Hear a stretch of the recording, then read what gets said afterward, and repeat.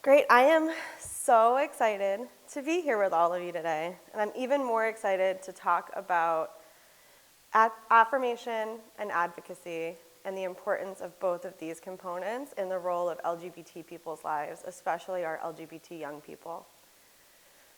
My name is Joy. I use any pronouns. I am a white European American English-speaking person. I was assigned female at birth. I use queer in both my gender and sexual identity. I'm a very proud mom and a very proud dog mom. And I'm super, super thrilled to be here today using my lived experience to talk about the importance of therapeutic intervention and family assistance for our LGBT young people, our vulnerable young people. I'm currently the clinical director of the Out at Home program at the Home for Little Wanderers in Boston, Massachusetts, and we offer outpatient therapy services to the LGBT community across the lifespan. But why does this matter? The Trevor Project tells us that over 45% of LGBT young people have either seriously considered or attempted suicide in their lifetime. And I'm a member of that statistic. I survived 3 suicide attempts in my youth, and I'm excited to be a survivor here talking to you today about how affirmation changed my life, because we do have a power to make a different trajectory for our young people. What the data tells us is that just one supportive adult relationship can dramatically impact a young person's life and a young person's mental health. And so everyone here today has the power to do life-saving work. For me, when I was 16, I had 2 very important people.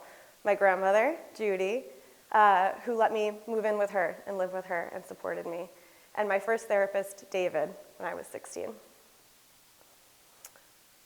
We also have to be talking about this right now as a moral and ethical obligation.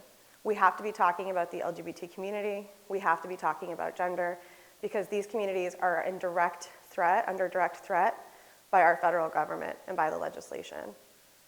There's ideology out there and political movements targeting these communities, and so by standing in unity and understanding the facts and the data is the only way that we're going to be able to successfully intervene at this critical time. We can start by thinking about our environment, our environmental context. What do we see when we turn on the television, when we turn on the radio? What do we see in this room? Who's represented? Not seeing yourself represented, not seeing yourself reflected in what you're absorbing tells you that there's something wrong with you, tells you that you're an other, tells you that you're an outsider. Judy, my grandmother, spent her retirement pension money to increase her cable package so that I could get a channel called Logo for elder queers in the room. That was the only place we could watch queer content when I was growing up. And that was invaluable to me, to see myself reflected in the television shows that I was watching. And so we need to be thinking about exposure and what we're offering the people around us. As I mentioned earlier, I stand here as a white person, and I'm incredibly privileged and honored to be speaking to you. But we also have to recognize that most of the time when we're talking about LGBT identity, we're talking about it from a white perspective. In the LGBT community, it's predominantly white voices and white spaces. And the minority stress model tells us that when a person holds multiple marginalized identities, their risks of negative mental health outcomes are exponential. And so often people in the BIPOC community, especially our black and brown communities, have to choose between finding an affirming Black or brown space or finding an affirming LGBT space. And we need to work to change that. I'm really proud at the organization I work for, about 40% of our staff are BIPOC, which matches our client enrollment data. And I encourage folks in the room who are in hiring positions or staff evaluation positions to really think critically about who you're representing, and are those faces represented in your staff team and your demographics as well. How can you be an affirming, supportive person? David told me when I was 16 crying in his therapy office, there are people out there waiting to love you. You just haven't met them yet. And I believed him. I believed his authenticity. I believed his belief in me. And he turned out to be right. I'm very fortunate now to have a supportive family, to have children, to have a chosen family and friends. And for your clients, that might be what they're experiencing. You might be talking about coaches. You might be talking about teachers. Those might be the folks that they're going to look to find their affirmation and support. But that doesn't mean we should give up on families. Because we have to recognize that families are being presented with these myths from our cultural discourse as well, right? We're inundated with stories about queer people that are not accurate and that are very thin narratives. Parents might internalize the belief that they've done something wrong. These myths might impact their sense of self as a parent, their confidence in their parenthood.